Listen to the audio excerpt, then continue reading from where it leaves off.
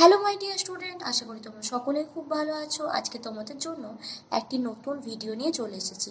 এই ভিডিওতে আজকে আমরা বংশগতি থেকে মোট 9টি প্রশ্ন সলভ করব। তোমাদেরকে বলে রাখি যে এর আগেও কিন্তু এই চ্যাপ্টার থেকে আরও 3টে পার্ট কিন্তু আপলোড করে দেওয়া হয়েছে ভিডিও। তাই প্রত্যেকে যারা যারা আগের পার্টগুলো দেখোনি তারা অবশ্যই আগের পার্টগুলো দেখবে এবং আমাকে কমেন্ট করে জানাতে ভুলো না যে তোমাদের এই ভিডিও সিরিজগুলো কেমন লাগছে। এবং পরবর্তীকালীন আরও বিভিন্ন রকমের চ্যাপ্টার থেকে কিন্তু কোশ্চেন আপলোড করা হবে। তাই প্রত্যেকে চ্যানেলটি সাবস্ক্রাইব করে পাশে অবশ্যই থাকবে। তাহলে চলো আজকে বেশি দেরি না করে আমাদের প্রথম কোশ্চেন শুরু করা যাক। দেখো প্রথম প্রশ্নে বলা হয়েছে যে অসম্পূর্ণ প্রকটতার ক্ষেত্রে সংকর জননের F2 যৌনতে জিনোটাইপ ও ফিনোটাইপ অনুপাত কোনটি? তোমরা খুব ভালো করেই জানো যে অসম্পূর্ণ প্রকটতার ক্ষেত্রে সংকর জননের F2 যৌনতে জিনোটাইপ ও ফিনোটাইপ অনুপাত হচ্ছে একই হয় এবং সেটা হচ্ছে 1:2:1। সি হয়ে যাবে এই প্রশ্নের সঠিক উত্তর। নেক্সট কোশ্চেনটি সবাই খুব ভালো করে দেখবে। বলা হয়েছে গিনিপিগের ক্ষেত্রে দ্বিসংকর জননের F2 যৌনতে উৎপন্ন BBRR, BBRR, BBRR ও BBRR এই যে 4 ধরনের জিনোটাইপ দিয়েছে তাদের বলেছে 4টি সংখ্যার অনুপাতটি কি হবে। তোমরা খুব ভালো করে যদি একটা জিনিস লক্ষ্য করো, দেখো এইটা কিন্তু হোমোজাইগাস, আবার এর যে জিনোটাইপ সেটাও কিন্তু হোমোজাইগাস, আবার এটাও দেখো হোমোজাইগাস, এটাও হোমোজাইগাস। তো এক্ষেত্রে বলে রাখি তোমাদের, দেখো আমি স্ক্রিনে চার্টটা অ্যাড করে দিয়েছি। তো এক্ষেত্রে লক্ষ্য করলে দেখতে পাবে তোমরা যে এই ক্ষেত্রে 4টে যে জিনোটাইপ রয়েছে এই 4টি জিনোটাইপেরই রেশিওটা যদি খুব ভালো করে লক্ষ্য করো 1:1:1:1 হবে। তো এটা মনে রাখবে যে এগুলো হোমোজাইগাস যদি দেওয়া থাকে তাহলে কিন্তু তাদের জিনোটাইপটা 4টে হচ্ছে কিন্তু 1:1:1:1 হবে। তাহলে এখানে আমাদের এই প্রশ্নের উত্তর হয়ে যাবে কোনটি? 2 নম্বরের এ হচ্ছে সঠিক উত্তর। এরপর আমরা 3 নম্বর প্রশ্নটি দেখে নেব। বলেছে কোনো এক দম্পতির পরপর 3টে সন্তান যদি পুত্র হয় তবে চতুর্থ সন্তানটি কন্যা হওয়ার সম্ভাবনা কত শতাংশ? দেখো একটা দম্পতির পরপর 3টে না 4টে না 5টা সন্তান সেটা আমাদের কিন্তু দেখার দরকার নেই যে কতটা পুত্র হচ্ছে বা কন্যা হচ্ছে। আমরা যেটা দেখব সেটা হচ্ছে যদি ধরো কোনো একজন দম্পতির ক্ষেত্রে সন্তান 2 রকমেরই হতে পারে, এক হতে পারে পুত্র, নচেত হতে পারে কি কন্যা। তারপরে দুটো ইভেন্ট মানে হচ্ছে কি 50% পুত্র 50% কন্যা হওয়ার চান্স থাকবে। তাহলে এক্ষেত্রে যদি দম্পতির যাই সন্তান হোক না কেন পুত্র বা কন্যা, সেক্ষেত্রে পরবর্তী কন্যা বা পুত্র হওয়ার সম্ভাবনা কিন্তু সেই 50%ই থাকবে, কোনো পরিবর্তন কিন্তু হবে না।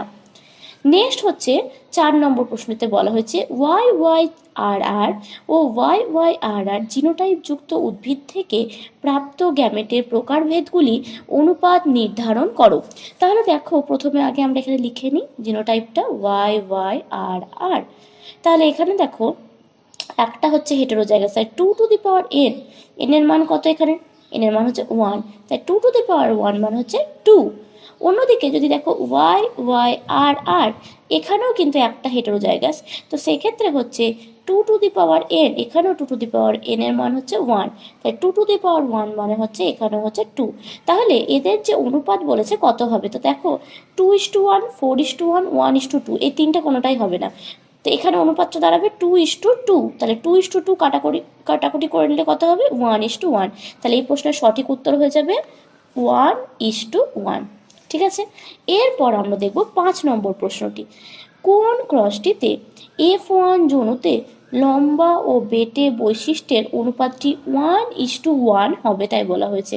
তাহলে দেখো খুব ভালো করে যদি লক্ষ্য করো TT ক্রস TT, এখানে তোমরা যদি নোটিস করো এই ক্রসটা তোমরা অলরেডি করেছো এবং এক্ষেত্রে তোমাদের রেজাল্ট আসবে দেখো TT ক্রস TT। এখানে গ্যামেট কি হবে? একটা বড় হাতের টি, একটা ছোট হাতের টি। এখানেও তাই, গ্যামেটগুলো বের করে নিলাম। এবার ক্রসিং করাই চলো। তাহলে ক্রসিং করলে টি টি, আবার এটার সঙ্গে যখন আমি এটাকে ক্রসিং করাবো তখন কি হবে? টি টি। এবার এটার সঙ্গে এটার পালা, টি টি, এটার সঙ্গে লাস্ট এটার টি টি। তাহলে দেখো এখানে কিন্তু 3টে লম্বা, তাহলে 3:1 একটা বেটে, তাই সুতরাং এই ক্রসিংয়ে কিন্তু অ্যান্সারে লম্বা বেটে আসছে না। এবার চলে আসি বি নাম্বারটা অপশানটাতে। দেখো বি এর অপশানটা, এটা হচ্ছে এ নাম্বার অপশানটা, বি অপশানটায় দেখো, বি অপশানটায় দেখো দেওয়া রয়েছে টি টি ক্রস টি টি। এখান থেকে কি পাবো? শুধুমাত্র টি। আর এখান থেকে কি পাবো? টি টি। তাহলে এবার চলো ক্রসিং করাও। টি টি টি টি। এখানে বেটের কোনো প্রশ্নই উঠছে না, বেটে তো আসছেই না। সি নম্বরটাতে দেখো, সি এ কি আছে? দুটো বড় হাতের টি, দুটো ছোট হাতের টি। তাহলে এক্ষেত্রে কি পাবো? টি, আর এটা হচ্ছে টি। এই দুজনের মধ্যে ক্রসিং করলে কত হবে? টি টি। এটাতেও আসছে না, এটাতে বেটেও আসছে না। এবং লাস্ট পড়ে আছে এইটা, টি টি ক্রস হচ্ছে টি টি। তাহলে এইটা যখন হচ্ছে, তাহলে টি, এখানে কি কি বেরোচ্ছে আগে বের করে নাও, টি টি, আর এটাতে হচ্ছে শুধুমাত্র টি। এবার দেখো এদের মধ্যে ক্রসিং করাও, টি টি টি টি। তাহলে এক্ষেত্রে দেখো এইটা হচ্ছে লম্বা আর এইটা হচ্ছে বেটে, তাহলে একমাত্র এই ক্রসিংটাতে হচ্ছে কিন্তু অ্যান্সারটা আসছে। তাহলে দেখো যে বলা হয়েছে কোন ক্রসটিতে F1 জনুতে লম্বা ও বেটে বৈশিষ্ট্যের অনুপাত 1:1 হবে, তাহলে এইটা হয়ে যাবে সঠিক উত্তর, টি টি। অর্থাৎ এটা হচ্ছে হেটেরোজাইগাস আর এটা হচ্ছে কিন্তু হোমোজাইগাস। এটা সংকর লম্বাকে প্রকাশ করে, আর বিশুদ্ধ বেটে যদি ক্রসিং হয় তাহলে সেক্ষেত্রে লম্বা ও বেটে বৈশিষ্ট্যের অনুপাত 1:1 হবে। এরপর চলে আসবো আমরা 6 নম্বর প্রশ্নে। 6 নম্বর প্রশ্নটা দেখো খুব ইন্টারেস্টিং। দেখো বলা হয়েছে টি টি ক্রস টি টি ক্রসের ক্ষেত্রে 660টি উদ্ভিদের মধ্যে কয়টি সংকর অপত্য উৎপন্ন হবে? দেখো বলা হয়েছে অপশানগুলো দেওয়া রয়েছে। প্রথমে আগে আমরা ক্রসিংটা দেখো, এখানে অলরেডি যেহেতু ক্রসিংটা করা আছে তাই আমি আর করছি না। তাহলে দেখো টি টি এই ক্রসিংটার ক্ষেত্রে তোমরা যদি খুব ভালো করে লক্ষ্য করো, দেখো সংকর লম্বা হচ্ছে কিন্তু আমরা যদি এটাকে পার্সেন্টেজ হিসাবে লিখি, তাহলে 25% লম্বা, 25% বেটে এবং 50% হচ্ছে সংকর লম্বা আসবে। তাহলে এইখানে বলেছে টোটাল উদ্ভিদের সংখ্যা কত? 660টি। তাহলে 660-এর 50% হলে কি হবে? 660-এর বলেছি 50% আমাকে বের করতে হবে। তাহলে 660 গণিত 50/100, তাহলে 0 0 কেটে গেল। তাহলে 66-র সঙ্গে যদি তোমরা 5 গুণ করো তাহলে হবে 330। তাহলে অ্যান্সার হবে কত? 330টি হয়ে যাবে এই প্রশ্নের সঠিক উত্তর। দেখো এই দেখো এটা হচ্ছে সঠিক উত্তর। টি টি ক্রসের ক্ষেত্রে 660টি উদ্ভিদের মধ্যে বলেছে কয়টি সংকর অপত্য উৎপন্ন হবে? না তো হচ্ছে 330টি সংকর অপত্য উৎপন্ন হবে। এবার আসবো আমরা 7 নম্বর প্রশ্নে। 7 নম্বর প্রশ্নে দেখো বলা হয়েছে থ্যালাসেমিয়া রোগের ক্ষেত্রে কোন বক্তব্যটি সঠিক তা নির্ণয় করো। এটি অটোজোমাল প্রচ্ছন্ন জিন ঘটিত রোগ, এটা অবশ্যই ঠিক দেওয়া রয়েছে, সঠিক নয় আমাদেরকে বের করতে হবে। আরবিসিগুলি অল্প সময়ে নষ্ট হয়ে যায়, এটাও সঠিক দেওয়া রয়েছে। থার্ড নম্বর অপশানটা দেখো, রোগের জিনগুলি এক্স ক্রোমোজোমের মাধ্যমে সঞ্চারিত হয়। একদিকে বলছে এটি অটোজোমাল প্রচ্ছন্ন জিন ঘটিত রোগ, আবার অপরদিকে বলছে যে রোগের জিনগুলি এক্স ক্রোমোজোমের বাহকের মাধ্যমে হচ্ছে সঞ্চারিত হয়। তাহলে দুটো অপশান তো কোনো অবস্থাতে একে অপরের এগেনস্টে কথা বলছে, তাহলে এখানে হচ্ছে সি নম্বর অপশানটি সঠিক হয়ে যাবে, কারণ এটি হচ্ছে ভুল বক্তব্য রয়েছে থ্যালাসেমিয়া রোগের ব্যাপারে। এক্ষেত্রে দেখো ডি নম্বর অপশানটি একটু তোমাদেরকে ভালো করে বলে দিই। জেনেটিক কাউন্সিলিংয়ের মাধ্যমে এটির প্রকাশ কমানো সম্ভব বলা হয়েছে।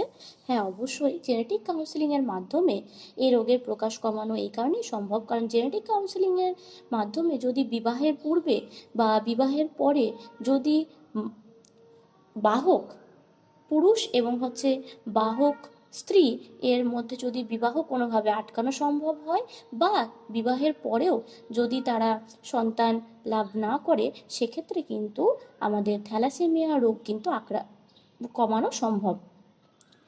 এরপর চলো আমরা থ্যালাসেমিয়ারই আর একটা কোশ্চেন আছে সেটা দেখে নেব। 8 নম্বর প্রশ্নটিতে বলা হয়েছে পিতা ও মাতা উভয়েই থ্যালাসেমিয়ার বাহক হলে ওই দম্পতি যে সন্তান জন্মগ্রহণ করবে ওই দম্পতির, তার ক্ষেত্রে থ্যালাসেমিয়া আক্রান্ত হওয়ার সম্ভাবনা কত? তাহলে চলো আমরা দেখে নিই।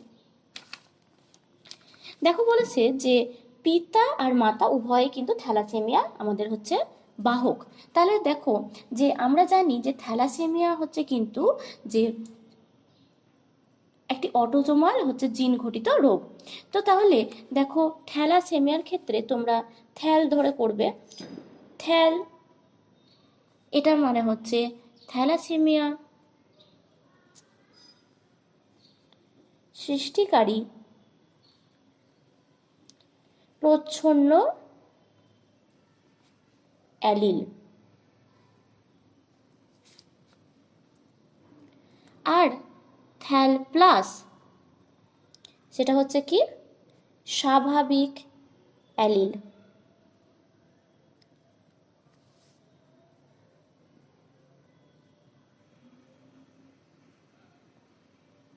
ঠিক আছে, এবার আমরা চলো দেখে নিই বাহক মাতা। বাহক মাতা হতে গেলে কি হবে? থ্যাল প্লাস থ্যাল, এটা হচ্ছে বাহক মাতা। আর যদি বাহক পিতা হয় তাহলেও সেক্ষেত্রে কি হবে? থ্যাল প্লাস থ্যাল, এটা হচ্ছে বাহক পিতা। আর এটা হচ্ছে বাহক মাতা। এবার এদের গ্যামেট কি কি হবে তোমরা জানোই, থ্যাল প্লাস থ্যাল, এখানেও তাই থ্যাল প্লাস থ্যাল। এবার চলো আমরা হচ্ছে চেকার বোর্ড বানিয়ে নিই। তাহলে এখানে থ্যাল প্লাস থ্যাল, আর এদিকে হচ্ছে থ্যাল প্লাস থ্যাল। তাহলে এই দুটোর মধ্যে যদি ক্রসিং করে তাহলে কি হবে? থ্যাল প্লাস থ্যাল প্লাস, তাহলে এটা হচ্ছে কি স্বাভাবিক সন্তান। তারপর দেখো থ্যাল প্লাস থ্যাল যদি হয় তাহলে এক্ষেত্রে এটা কি বাহক সন্তান। থ্যাল থ্যাল প্লাস, তাহলে এইটা হচ্ছে আমাদের কি এখানটাতে বাহক সন্তান। লাস্ট আর একটা থ্যাল থ্যাল, এইটা হয়ে যাবে হচ্ছে আক্রান্ত সন্তান। এবার প্রশ্নটাতে ফিরে যায়, চলো দেখো প্রশ্নটাতে বলা হয়েছে যে যদি মাতা আর পিতা উভয় থ্যালাসেমিয়ার বাহক হয় তাহলে দম্পতির যে সন্তান জন্মগ্রহণ করবে তার ক্ষেত্রে থ্যালাসেমিয়া আক্রান্ত হওয়ার সম্ভাবনা কত। দেখো এখানে টোটাল 4টে ইভেন্ট, 4টে ইভেন্টের মধ্যে স্বাভাবিক সন্তান হচ্ছে 25%, আক্রান্ত সন্তান 25%, বাহক সন্তান, এই দুটো মিলিয়ে টোটাল হচ্ছে 50%। তাহলে আমাদের আক্রান্ত সন্তান কত পার্সেন্ট? 25%। তাহলে এইটা হয়ে যাবে এই প্রশ্নের সঠিক উত্তর। আজকের লাস্ট প্রশ্ন চলো দেখে নিই। দেখো বলা হচ্ছে কন্যা সন্তান বর্ণান্ধ হবে যদি কেবল বাবা বর্ণান্ধ হয়, কেবল মা বর্ণান্ধ হয়, মা বাহক ও বাবা বর্ণান্ধ হলে, মা বাহক ও বাবা স্বাভাবিক হলে। এবার এক্ষেত্রে আমি একটা কথা বলে দিই যে কন্যা সন্তান যখন বর্ণান্ধ হচ্ছে তাহলে সেক্ষেত্রে আমাদেরকে কিন্তু একটা ব্যাপার বুঝতে হবে, কন্যা সন্তান বর্ণান্ধ হওয়া মানে সেক্ষেত্রে তার হতে হবে এক্সসি এক্সসি। ভালো করে লক্ষ্য করো, কন্যা সন্তান যদি বর্ণান্ধ হতে হয় তাহলে তার কাছে কি হতে হবে? X c x c. এবার একটা সে পাবে বাবার কাছ থেকে, একটা সে পাবে মায়ের কাছ থেকে। তাহলে অবশ্যম্ভাবী শুধু বাবা বর্ণান্ধ হলে কিন্তু হবে না, তাহলে প্রথম অপশানটি কিন্তু ভুল। পরের প্রশ্ন দিয়েছে মা বর্ণান্ধ হলে, সেক্ষেত্রেও সেটা সম্ভব নয়। মিনিমাম মাকে বাহক আর বাবাকে বর্ণান্ধ, এরকম কিছু আমাদেরকে রাখতে হবে। তো দেখো যদি আমরা 3 নম্বর অপশানটা খেয়াল করি, মা বাহক আর বাবা বর্ণান্ধ হলে কিন্তু কন্যা সন্তান বর্ণান্ধ হবে, এই অপশানটা কিন্তু সঠিক হয়ে যাবে। আর যদি আমরা 4 নম্বর অপশানটা দেখি মা বাহক, দেখো মা বাহক হলে মায়ের কাছ থেকে তো একটা এক্সসি এলো, কিন্তু বাবা স্বাভাবিক, সেখান থেকে তো বাবার কাছ থেকে তো একটা আসবে, তবেই না সে কন্যা সন্তান বর্ণান্ধ হবে। তাই এই ডি অপশানটি কিন্তু ভুল। তাহলে আমাদের আজকে এখানে আমরা এই ভিডিওটি শেষ করলাম। তোমাদের যদি এই ভিডিওটি ভালো লেগে থাকে অবশ্যই চ্যানেলটিকে সাবস্ক্রাইব করে পাশে থাকবে এবং বন্ধুদের মধ্যে ভিডিওগুলো শেয়ার করে দেবে। থ্যাংক ইউ, ভালো থেকো সবাই।